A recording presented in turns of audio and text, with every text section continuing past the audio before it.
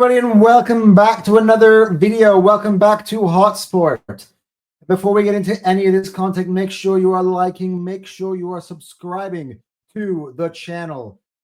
Look, we are well on our way now. We're at 530 subs, so it's halfway to the monetization, subscription for us. So every sub counts. So make sure if you are watching this video, just give us a like and make sure as well you subscribe, turn on the notification bell so you can see when our videos come up. And yeah, we got some really, really good content once again. And last night, Chelsea went and romped West Ham. Just a bit of an update on scores in the Premier League. And, yesterday we did a segment called Under Pressure. And that was a segment that was created to basically, promote or prompt some teams to come out with a response to the pressure. It's more of a step up to the plate sort of thing than a criticism sort of thing.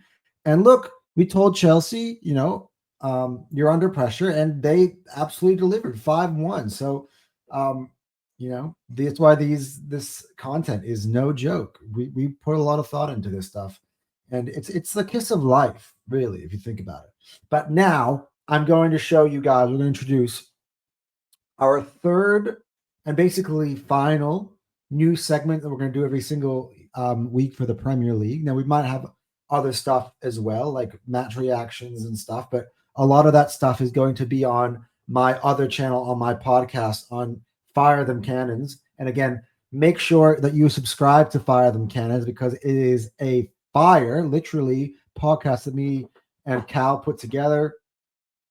So go to Fire Them Cannons. I'm actually going to have to try to put the description maybe on the channel or on these videos, so that way I can redirect you guys to that channel, because it's going to be really good this year. Me and Cal are doing podcasts on the Arsenal all the time. But now it is time for the final segment that we're going to be doing. And this one's going to be a lot of fun. We're going to do this one every Saturday. So if there are games that happen on a Friday, they are excluded from this segment just in general. And the only exception will be when there are midweek games, and I'll have to try to cram some of these videos in the midweek games. It'll be very, very effective in terms of the Premier League stuff. So here we go. Let us begin. This one is called Upset Alert. For all of you guys who follow Fox Sports 1 and First Things First, we had a different one called The Tiers. This is another First Things First sort of inspired segment. And as well, the one last night, Under Pressure, kind of was, but I did my own spin on that. But let's go. It's now time for Upset Alert.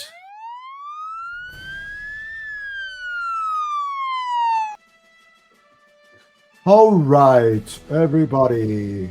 Upset Alert time.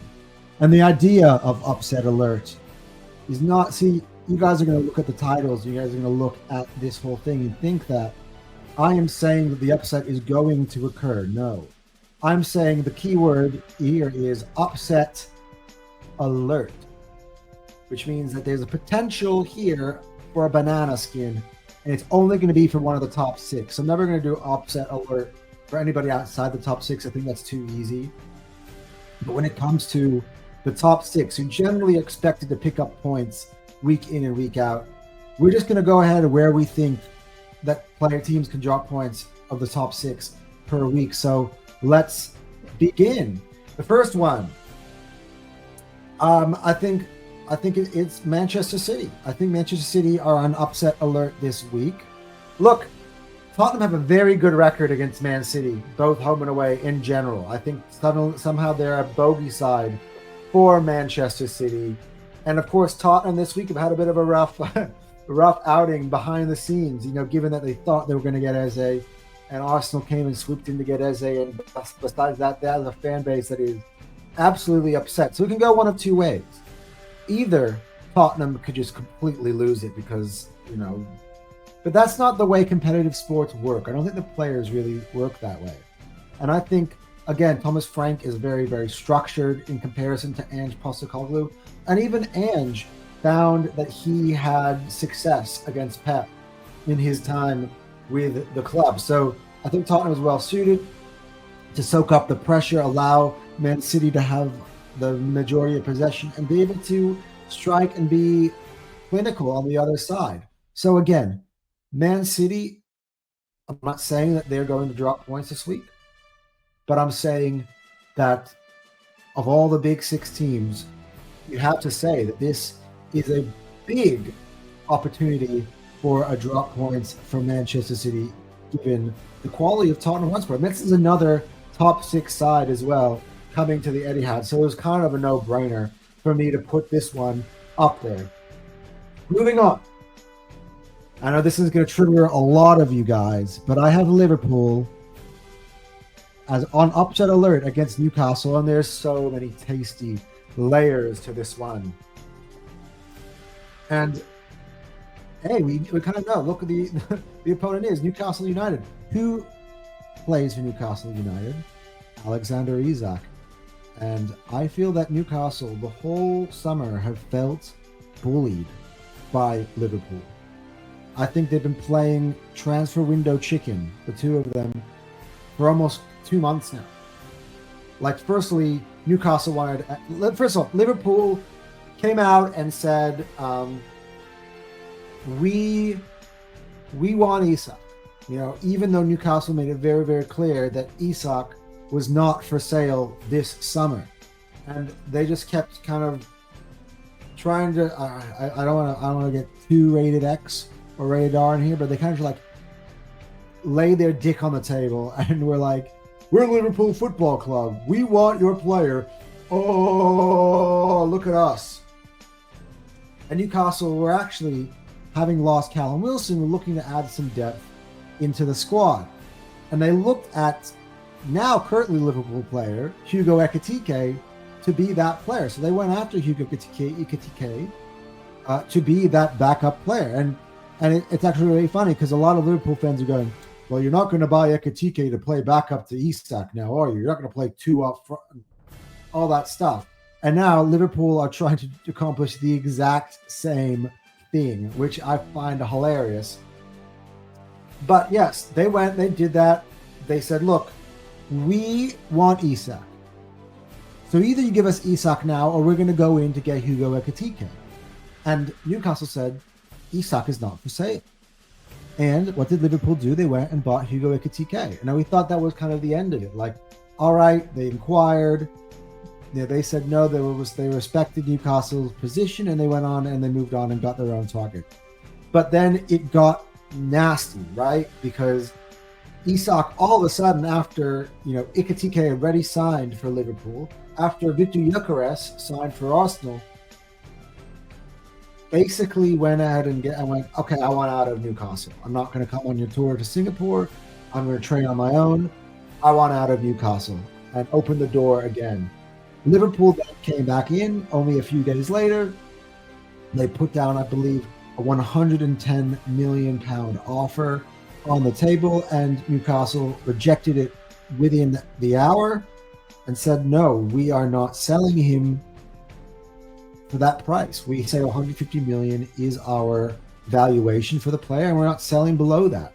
So if you want the player, you're going to have to come out and pay us what we want for our player. And that same day, then Liverpool went and look through their media, said, look, that is the last time we are making a bid for the player unless Newcastle changed their stance. That was sort of the idea. And so then Isak then got even more, went on strike. Still, the issue has been growing pretty bad.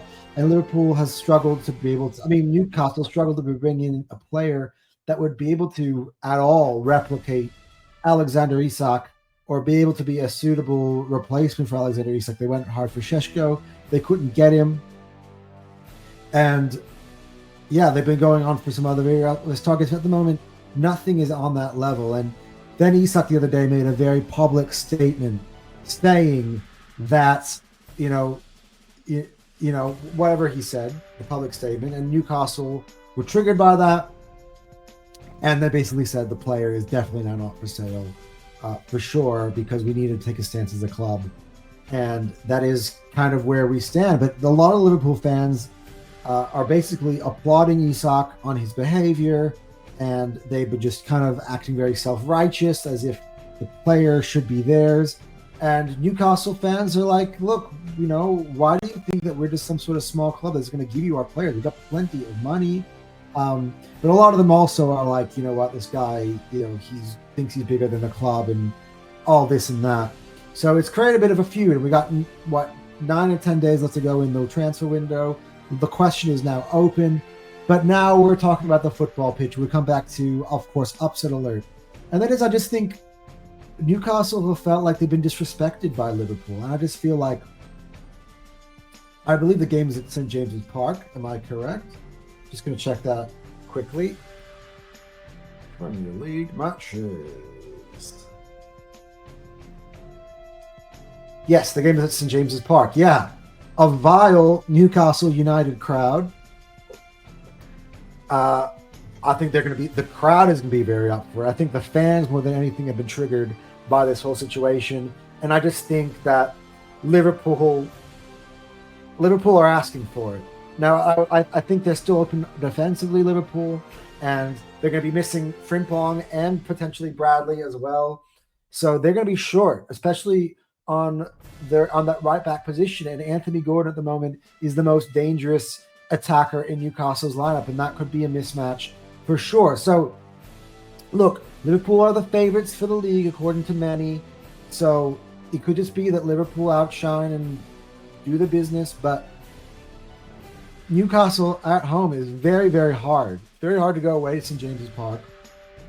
And given all the ammunition, like I already see players talking to the media. Bruno Guimaraes made a post of the day. And I think this is going to be a tasty, tasty game full of fire on a Monday night. Everyone can sit back after all the other games are done. And I think Liverpool are an upset alert, guys. Okay? And you might look at me as an Arsenal fan and be like, oh, right, so you think both City and Liverpool are dropping points this week. Well, we've got leads. And look, I'm not taking that for granted. Arsenal need to go out and get the 3 points and play.